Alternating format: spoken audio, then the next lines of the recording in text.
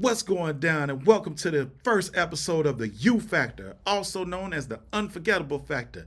I'm your host, Blaze, and I welcome you to the channel that is all about the things that make you unforgettable. Fragrances, dress, putting it all together so that you can have that savoir faire that's everywhere. You know what I'm talking about?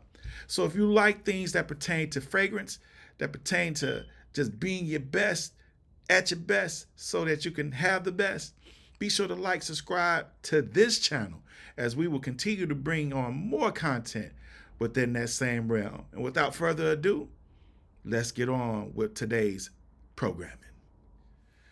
Now, today I'm going to review two fragrances that I bought this year. We're here in December. We're almost at the end of the year. I had a goal of starting this channel, and I finally did it. It is what it is. Better late than never. But that doesn't mean I wasn't on the grind trying to get it, you know. And in this year, I bought several fragrances, but I wanted to review two of them. Two that I believe were my top two picks from those that I bought in 2025. And so without further ado, I'm going to talk about the first fragrance that I bought. This first fragrance, it comes from the house of Sospiro, and that fragrance, Il Padrino. Il Padrino. Now, when you talk about Il Padrino is a fragrance that is similar to another fragrance, and it's a boozy fragrance. It has rum in it, and whenever you think rum, you think initio, you think side effect. And this definitely has that side effect DNA, and that's all good. But what makes this thing stand out a little bit more than side effect is definitely the other things that they have in the top layer. So in the top notes, you have blackcurrant, you have some rum, you got bergamot, and you got amaretto. And the amaretto stands out. I'm always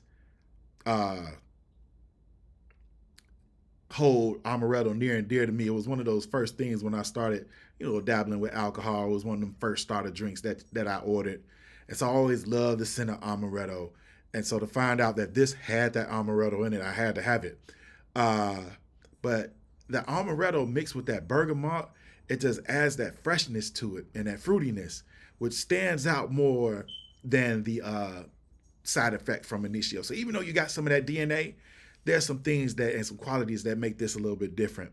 In the dry down, as you dry down, you get to smelling some of that patchouli and that amberous aspect of it, and that sandalwood.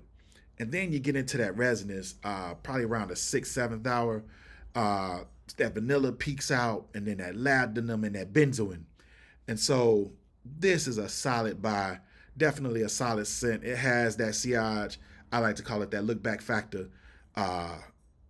And it's just long lasting, man. A great scent.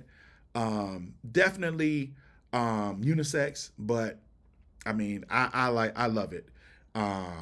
Winter, spring, if you're from where I'm from in the Midwest, where you kind of got some of those spring weathers, but then it really cools off into the 50s and 40s or what have you. Definitely wintertime. Pull this out. Definitely. Il Padrino from the house of Sospiro. My second purchase from this year, as we round up the year, I just recently got one house that I've been very impressed with, that we really don't have a lot of access to here in the Midwest. I'll speak for Erie, Indiana. I'm not going to speak for the whole Midwest, but it's the house of Argos. And my first purchase from Argos was Triumph of Bacchus, which is just outstanding in my opinion.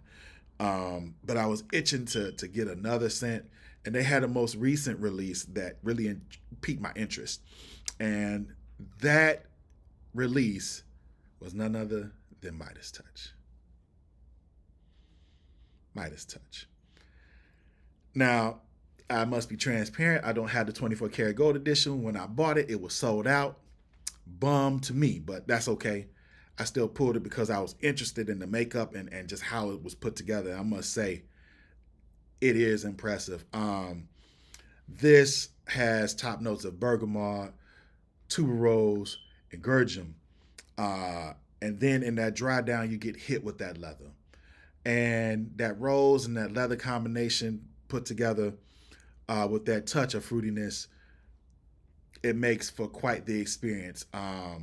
Also, you got a little bit of labdanum in there, with sister's labdanum, and you have the osmanthus in there as well in that middle during that dry down. And then as it goes on and it lingers more, you get that oud that comes through, and the oud really comes through and just sets it apart. You got some patchouli in there, benzoin siam, and some nagamata. Now, I must say, very long lasting scent, very quality scent, very unique scent. If you're looking for something that's going to make you stand apart, leans masculine, in my opinion, and it's just outstanding. Another outstanding release from the House of Argos. If you're on the fence as far as buying it, don't pull it. You'll be glad you did. This is Midas Touch. Again, this is the U Factor. Be sure to like and subscribe to the channel because we got a lot more content headed your way. And you get to go along this journey that I am taking as far as me growing this fragrance collection. And it's going to be a great time. So I look forward to seeing you soon. Have a good one.